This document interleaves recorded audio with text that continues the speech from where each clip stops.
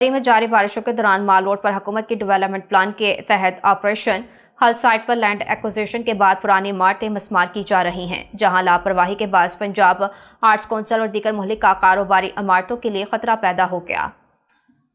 तफसीलात के मुताबिक माल रोड हल साइट पर लैंड एक्विजिशन के बाद 18वीं सदी में तामीर होने वाली एक इमारत को मस्मार किया गया, जिससे करीबी सड़क मुतासर हुई।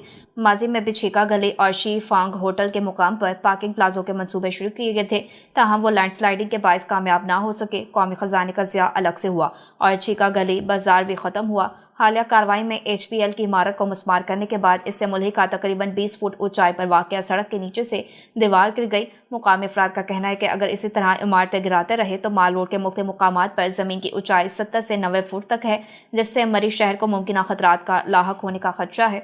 माजी में भी पंजाब आर्ट्स कौंसिल की इमारत गिरी तो करोड़ रुपए लगाकर उसको दोबारा तामीर किया गया था। मरी में जारी मनसूबों में लोगों के कारोबार और आशियाने मुतासर होने पर मुखलिस लीगी कारकुनान का कहना है कि हमारी हुकूमत जब ख़त्म होगी तो हम मिठाइयाँ तकसीम करेंगे।